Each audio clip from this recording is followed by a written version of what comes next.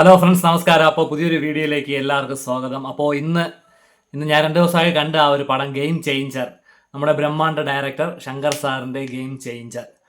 അപ്പോൾ ഇതൊരു പരാജയ ചിത്രമായിട്ടാണ് അറിയാൻ പറ്റിയത്.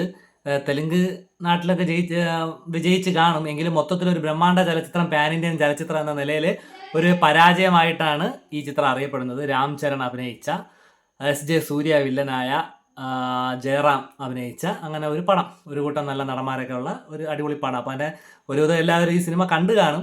അപ്പോൾ ഞാനിപ്പോൾ കണ്ടിട്ട് 2 ദിവസം ആയതേ ഉള്ളൂ.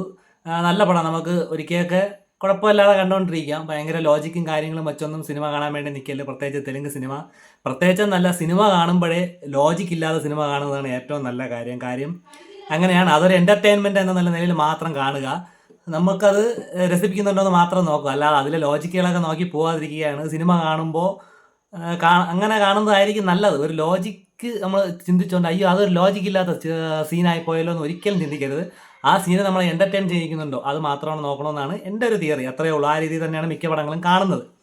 അപ്പോൾ ശങ്കർ സാറിൻ്റെ അന്യൻ, അപ്പോൾ ആ ഒരു ലെവൽ ചെയ്തു വെച്ച നമ്മുടെ ശങ്കർ സാറിൻ്റെ ഒരു മോശം പടമെന്ന് തന്നെ പറയാം. ഇന്ത്യൻ 2 എടുത്ത് അത് പൊട്ടി പാളിസായി. അപ്പോൾ അതുപോലെ തന്നെ തെലുങ്കിൽ രാം ചരണിനെ വെച്ച് ഗെയിം ചേഞ്ചർ എന്നൊരു പടം എടുത്തു. അതും ഏകദേശം പൊട്ടിപ്പൊളിഞ്ഞ അവസ്ഥ തന്നെയാണ്. വിചാരിച്ച പോലെയൊന്നും വിജയിച്ചില്ല.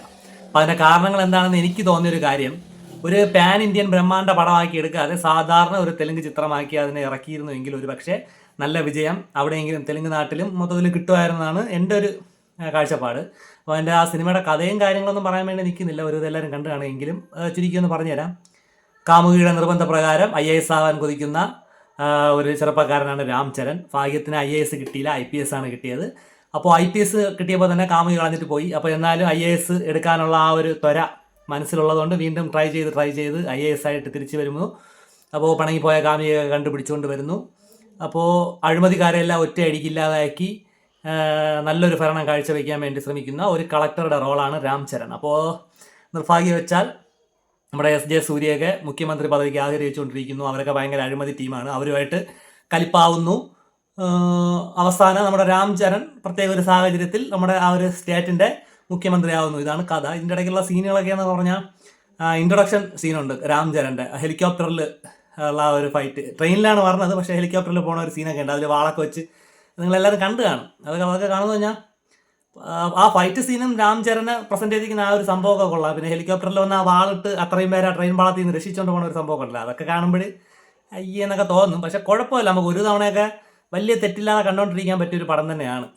അതുപോലെ തന്നെ അതിൽ വേറൊരു എനിക്ക് തോന്നിയൊരു കാര്യം എന്ന് പറഞ്ഞാൽ, കളക്ടറുടെ അസിസ്റ്റൻ്റായിട്ട് നിൽക്കുന്ന എന്തോ ഒരു പേര് പറയും, അതിന് ഒരു പ്രത്യേക ഒരു വേഷമൊക്കെ ഇട്ട് കളക്ടർ അസിസ്റ്റൻ്റായിട്ട് നിൽക്കുന്ന ഒരു പുള്ളിയുണ്ട്. അപ്പോൾ അതിൽ പുഷ്പ 2 നല്ല കട്ട വില്ലനിസം കാണിച്ച ഒരു പുള്ളിയെ പിടിച്ച് ഇതിലൊരു കട്ട കോമഡി ആക്കി കളഞ്ഞു. പുള്ളി നിലവിൽ അവിടുത്തെ കോമേഡിയനാണ്, എങ്കിലും പുഷ്പ 2 നമ്മൾ അത്രയ്ക്ക് ആ ഒരു പവറിൽ കണ്ട ആ ഒരു പുള്ളി ഇതിൽ വേറും കോമാളിയാക്കിയാണ് എടുത്തിരിക്കുന്നത്. സൈഡിലോട്ട് മാത്രം നടക്കുന്നത്. ജനിച്ചപ്പോഴേ സൈഡിൽ നിന്ന് ജനിച്ചതുകൊണ്ട് എപ്പോഴും ഇങ്ങനെ ഞണ്ട് നടക്കും പോലെ സൈഡിലോട്ട് നടന്നു പോകുന്ന ഒരു ക്യാരക്ടറായിട്ടാണ് ആ പുള്ളിയെ കാണിച്ചിരിക്കുന്നത്. അതൊക്കെ കൊല അപരാധം ആക്കി കളഞ്ഞെന്ന് വേണം പറയാൻ വേണ്ടി. പിന്നെ എനിക്ക് തോന്നിയ കാര്യം, കുഴപ്പമില്ല, സ്റ്റണ്ടൊക്കെ നല്ല സൂപ്പറായിട്ടുണ്ട്. എസ് ജെ സൂര്യയുടെ അഭിനയമാണ് നമ്മൾ പ്രത്യേകിച്ച് പറയേണ്ട കാര്യമൊന്നുമില്ല. നമ്മൾ ഒരുപാട് സിനിമകളിൽ കണ്ട അതേ സെയിം പാറ്റേണിലുള്ള അഭിനയവും കാര്യങ്ങളൊക്കെ തന്നെയാണ്. ഭയങ്കര വെറൈറ്റി കാര്യങ്ങളൊന്നും പറയാനൊന്നുമില്ല. പിന്നെ ജയറാമിന് അതിലൊരു കൊമേഡിയൻ ഒരു ടച്ച് കൊടുത്താണ് ആ ഒരു ക്യാരക്ടറാണ് അദ്ദേഹം ചെയ്യുന്നത്. അപ്പോൾ കുറേ പേര് ട്രോളും കാര്യങ്ങളൊക്കെ ഉണ്ടായിരുന്നു, ഭയങ്കര മോശമായി ഇപ്പോൾ ജയറാമിനെ അവിടെ കൊണ്ടിട്ട് ഇല്ലാതാക്കി കളഞ്ഞ് നല്ലൊരു മലയാളിയെ കൊണ്ടിട്ട് കൊന്നു കളഞ്ഞെന്നൊക്കെ. പക്ഷെ അങ്ങനെയൊന്നും പറയാനില്ല. ആ ഒരു റോളിന് പറ്റിയ ഒരു വേഷം തന്നെയായിരുന്നു ജയറാമിൻ്റെ, അതുകൊണ്ട് വലിയ തെറ്റില്ല. ജയറാമും അത് നല്ല എൻജോയ് ചെയ്തെന്ന് കുറേ ഇൻ്റർവ്യൂവിലും കാര്യങ്ങളൊക്കെ പറയുകയുണ്ടായി. അതുകൊണ്ട് അതിലും വലിയ കുറ്റമൊന്നും പറയാനില്ല. പടം മൊത്തത്തിൽ എനിക്ക് കണ്ടിട്ട് തോന്നിയെന്ന് പറഞ്ഞാൽ ഒരു ബ്രഹ്മാണ്ഡമായിട്ട് ഇറക്കേണ്ടായിരുന്നു. സാധാരണ ഒരു തെലുങ്ക് പടം എന്ന രീതിയിൽ ഇറക്കാനുള്ളതേ ഉള്ളൂ, അതിനുള്ളതേ ഉള്ളൂ ആ പടത്തിൽ. അങ്ങനെ ഭയങ്കര സെറ്റപ്പ് ഒന്നും പറയാനില്ല. കഥയും കാര്യങ്ങളൊന്നും പറയാത്തത് നിങ്ങളൊന്ന് കണ്ടു നോക്കുക. ഒരിക്കലും നമുക്ക് അടിപൊളിയായിട്ടൊന്ന് കണ്ടുകൊണ്ടിരിക്കാൻ പറ്റിയ ഒരു പടം തന്നെയാണ്. അതിനൊന്നും കുഴപ്പമില്ല, നമുക്ക് കണ്ടുകൊണ്ടിരിക്കാൻ പറ്റും. പിന്നെ ഈ ട്രോളുകളൊക്കെ വന്നതുപോലെ ഭയങ്കരപ്പെട്ട ഒരു അലുമ്പൊന്നും പറയില്ല, നമുക്ക് സുഖമായിട്ട് കണ്ടുകൊണ്ടിരിക്കാൻ പറ്റും. ഇടയ്ക്കിടയ്ക്ക് 1-2 സീനുകൾ മാത്രമേ ഭയങ്കര മോശമായിട്ടുള്ളൂ. ബാക്കിയൊക്കെ നമുക്ക് സൂപ്പറായിട്ട് കണ്ടുകൊണ്ടിരിക്കാൻ പറ്റിയ പടം തന്നെയാണ്. പിന്നെ കുറേ പാട്ടുകളുണ്ട്. പാട്ടിന് തന്നെ കോടിക്കണക്കിന് രൂപയൊക്കെ ചിലവഴിച്ചെന്നും പറഞ്ഞുകൊണ്ടൊക്കെ വാർത്തകളൊക്കെ നിങ്ങൾ കണ്ടു കാണും. അപ്പോൾ പാട്ടുകളൊക്കെ കൊള്ളാം. പിന്നെ പറയുമ്പോൾ എന്ന് പറഞ്ഞാൽ നമ്മൾ അന്യൻ്റെ ലെവലിലൊന്നും എത്തിയില്ല എന്നുള്ള ഒരു കുറവ് മാത്രമേ ഉള്ളൂ. കൊള്ളാം, നല്ല പടം. അപ്പോൾ നിങ്ങൾ ഒരിക്കലെങ്കിലും കണ്ടു നോക്കുക, അത്രയേ ഉള്ളൂ പറയാൻ വേണ്ടി. ഓക്കെ, അപ്പോൾ പുതിയൊരു വീഡിയോ ആയിട്ട് കാണുന്നവരെ എല്ലാവർക്കും ഗുഡ് ബൈ.